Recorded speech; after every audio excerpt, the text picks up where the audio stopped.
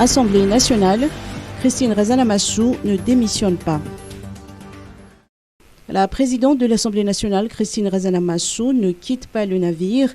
Quelques jours après la tentative de motion de censure du gouvernement Christian Tsay, Christine Razanamassou sort de son silence et dans une brève déclaration confirme le soutien indéfectible de la majorité parlementaire au président de la République André Duel et à sa politique de développement. La présidente de l'Assemblée nationale a également lancé un appel à l'apaisement à tous les citoyens.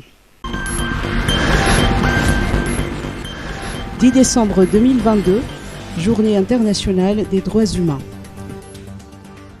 À l'instar d'autres pays, Madagascar a célébré le 10 décembre sur le parvis de l'hôtel de ville d'Analakel la Journée internationale des droits humains sous le thème de dignité, liberté et justice pour toutes et tous.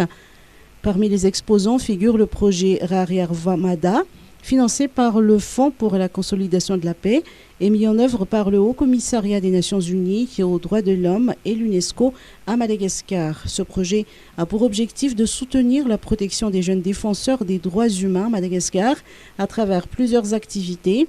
Jay Ralter, chargé de programme de l'antenne de l'UNESCO, nous apporte plus de précisions.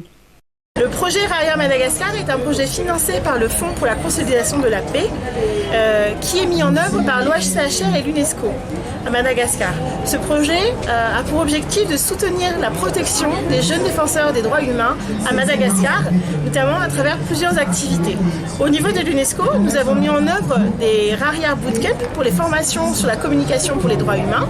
Nous avons également mis en œuvre des masterclass au niveau des 6 universités publiques de Madagascar et nous avons lancé et nous soutenons les comités de paix dans les différentes régions qui sont à la fois portés par les préfectures de chaque région et les réseaux des jeunes défenseurs des droits humains de chaque région.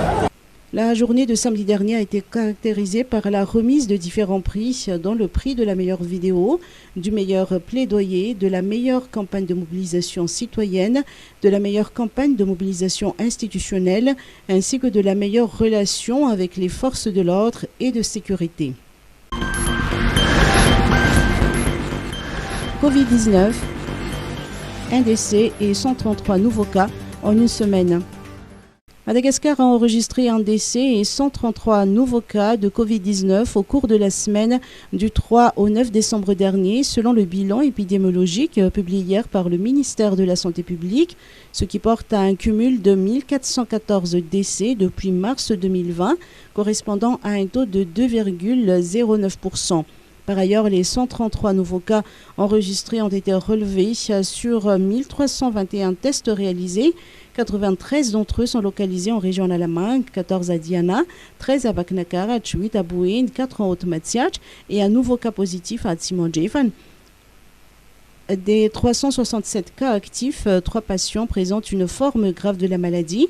Le ministère de la Santé publique réitère son appel à la prudence et à l'application des gestes barrières pour juguler la recrudescence de la maladie. EPP à Punaka Arivumam, 3 nouvelles salles de classe. L'association Madagascar Development Fund a fait don d'un nouveau bâtiment scolaire de 3 salles de classe équipées de mobilier scolaire à l'EPP d'Ankunaka dans le village enclavé d'Ambouya Panjan Arivumam. Pour ce projet, MDF a de nouveau obtenu un financement de ses partenaires Atsum Foundation et une famille britannique, Lynch, dont 400 élèves en bénéficieront.